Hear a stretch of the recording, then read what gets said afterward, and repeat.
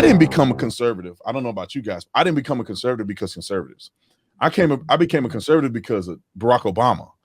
He really the shenanigans that they pulled forced me out of being what I would consider to be a Democrat. It forced me away from it into something a little more reasonable. So let me say this. I want to throw it around because people may not know. I know a few of y'all, but some people may not know you guys specifically.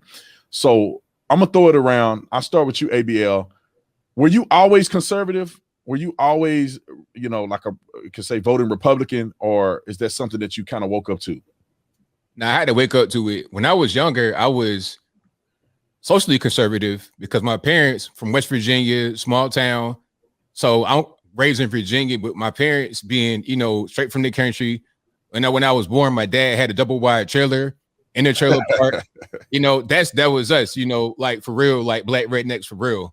So that was us. Had a real big, loud F-150, no exhaust, just, going down the street like a big bomb every time it goes, that was us. So I grew up with conservative values just coming from that kind of country background. But the voting was always, oh, no, vote Democrat. I just did it just because that's what I was told. I didn't know any better. It was just ignorance. And once I got to be an adult, I'm like, wait a minute, this make no sense. Why am I voting this way if I'm behaving this way? So I had to kind of come to that realization, and I came to the realization under Barack Obama. I think you might have said it just now, Tatum, talking about Obama made you go the other direction, made you kind of see the light. And I voted for Obama, and then a lot of my friends were going Chapter 11 bankrupt, and I'm broke myself, struggling, going to the grocery store the first of the month. I'm seeing carts loaded up with cookies and cakes and hot dogs and whatnot. I already know what time it is. I'm in there trying to get a pack of chicken breasts and some rice, and I'm like, what's going on? What's happening? It made me realize, wait a minute. All right, let's do something else. So now I had to change like right around 2011, 2012. Oh, wow. Greg, were you always conservative, or did something wake you up? Yeah, when I grew up, I watched a lot of Fox News growing up. And just like ABL, I feel like I'm definitely from a more rural part of the country, Eastern North Carolina. So, Bible Belt, growing up, going to church, 2-parent household. My parents work hard. So always, had, more conservative values, even though I don't necessarily think my parents ever voted Republican, but I was always like the oddball that's like, oh yeah, Republicans. But then when I got to college though, I definitely had like a more liberal streak, just because you go to college and you start, learning a little bit more, and you get exposed to all the, the woke and far left indoctrination that goes on.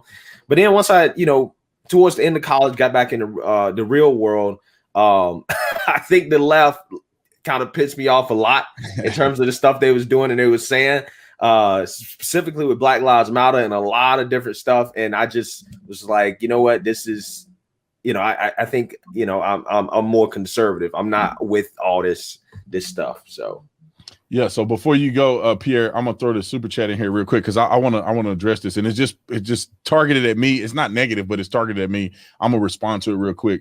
So authentic Kennedy said, "Hey, Officer Tatum, Larry Elder is officially running for governor of California. I know that you like Anthony, but also have a good relationship with Elder. What are your thoughts? This is where politics get tricky." So let me just say this real quick. I love Larry Elder. I think he's an incredible man. I like him, but I support Anthony Trimino. I supported him. I'm a man of my word. I'll stick by him to the very end. Only way I'll switch up on Anthony Trimino is if somehow he had no path to victory and Larry Elder was leading, and then I'll endorse Larry Elder. However, I think that honestly, in my personal opinion, I think Anthony Trimino is a better choice. And the reason that I say that is because I think Anthony Trimino is sort of perceived in the middle. He's not polarizing.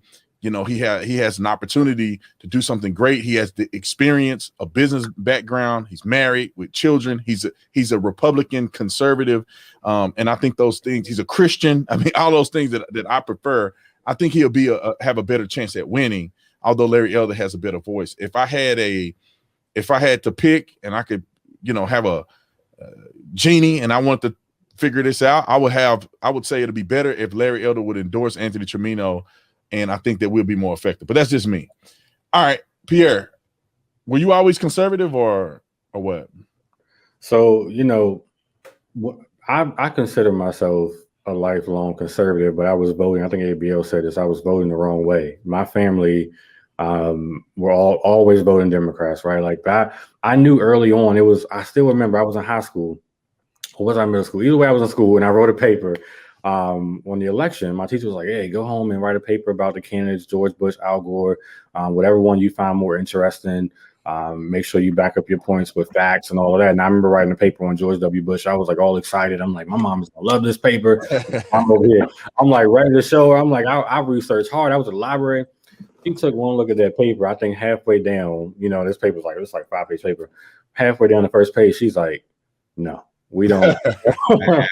You're gonna have to rewrite this. We don't support Bush and this family. We don't support Republicans. They're racist. They're not for Black people.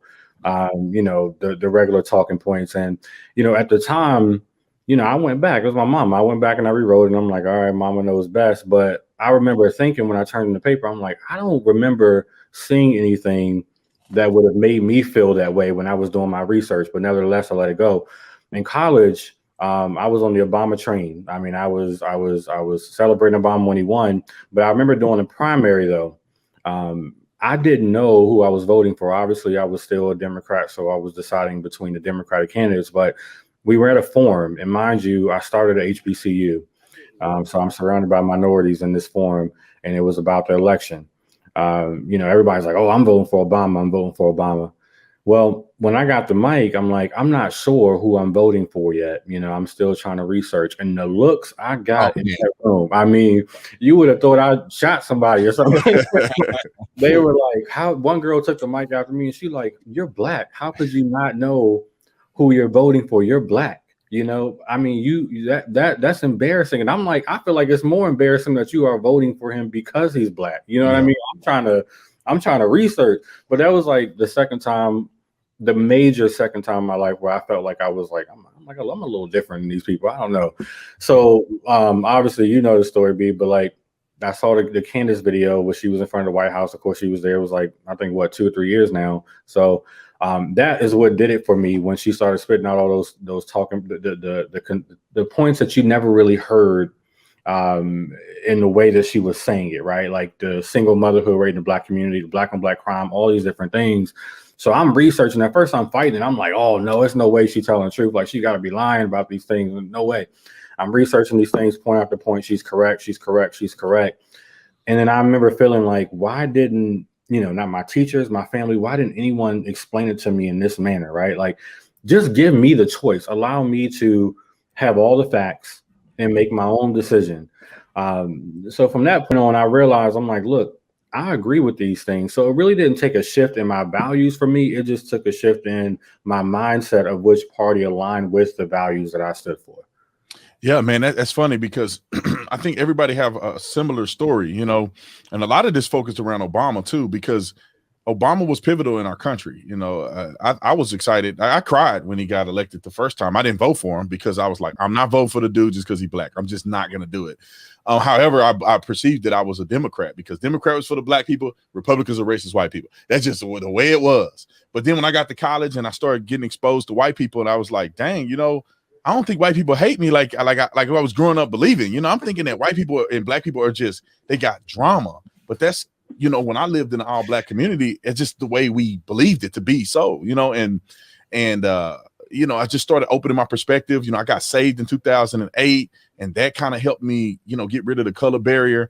But Obama really did it, when he started bashing police officers while I was a cop, and I was seeing the negative reaction that we were getting because of the things he was saying, and it was totally false. I mean, he broke my trust, and all the dudes that I was a police officer with were like, "I told you, look at your boy."